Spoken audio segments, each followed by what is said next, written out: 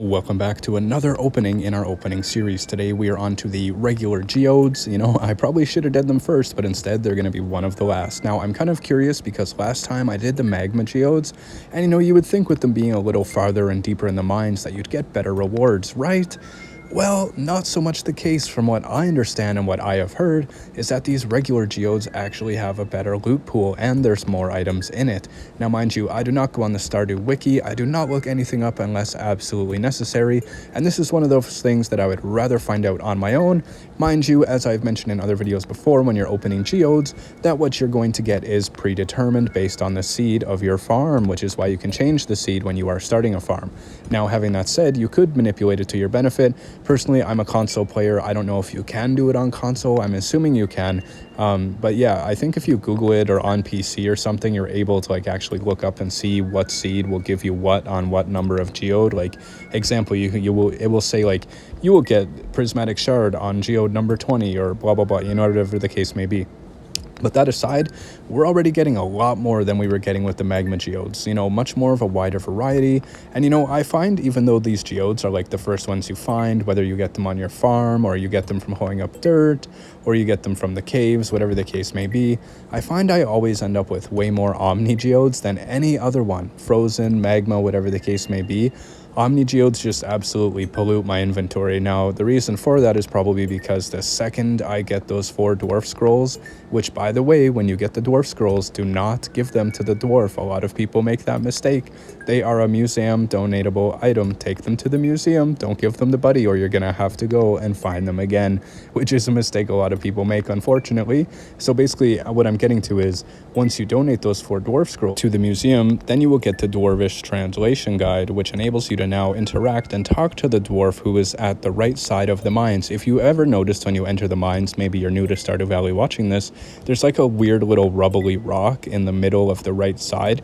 You can use a cherry bomb, a normal bomb, or even upgrade your pickaxe enough, and you can actually break that, which is where the dwarf is stashed. And you need to get to him for a few different reasons.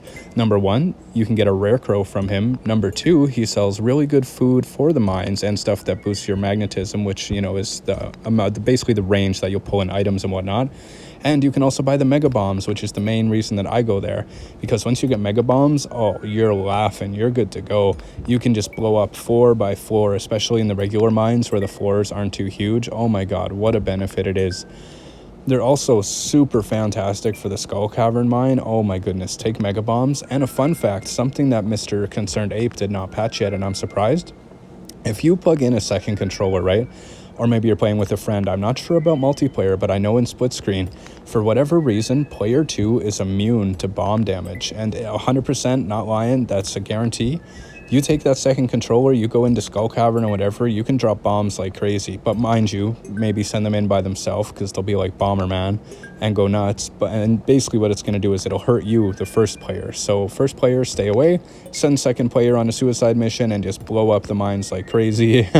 Take a bunch of food and you'll be fine just in case monsters attack you. But yeah, for whatever reason, player 2 is completely unaffected by bomb damage. Just a weird little exploit you can do in split screen. Me and my girlfriend, when we play, we do that all the time. She'll go in the mines and just go crazy while I take care of the farm and do the animals and stuff, which is what I prefer to do. She enjoys more of the mining and farming stuff like that. But anyways, just a fun little exploit you could check out. There's also a couple other things that he has not patched. I'm thinking about patches. I watched that guy Esbade on TikTok, the Elden Ring videos. I'm a big fan of Elden Ring. Got a ton of content on my channel too, having to do with Elden Ring, by the way, which is why I have the name ThatEldenDudeJude. Originally, I was doing a ton of Elden Ring videos, Alien vs. Predator, a lot of fun stuff. I'm trying to get back into it, doing more Stardew, doing more Elden Ring, Alien vs. Predator. Those were kind of my stepping stones in gaining subs and getting the channel where it is today, to which we're almost at 500 subs, which is absolutely fantastic. 500 more and I can start finally bringing in some cash off this, which is great because I'm working but I'm not getting a ton of hours. So if I can make some income from YouTube, that would be oh so delightful. It would be fantastic, such a life changer, honestly. every little bit would count. Right now I have like negative 20 bucks, you know, the struggle. I got no overdraft protection, unfortunately, account fees, and I always find myself scratching for every penny. So, you know, that's the way life goes. That's why I'm trying to pursue this as a side hustle. You know, I just feel like it's something where I can just be myself. I can game, I can have fun, I can relate to people, and, you know, perhaps turn it into something great and get lucky. You know, I don't expect to be like Queso, but hey, you know what? The loot pool we got from these is pretty good, not gonna lie. Normal geodes, you know, not terrible, not terrible. You know, not so good in the resource department, but a wide variety of donatables, which is great. You know, I would say that opening normal geodes is great, well worth your time, but yeah, maybe just do like 100, 150 and you'll get everything you need.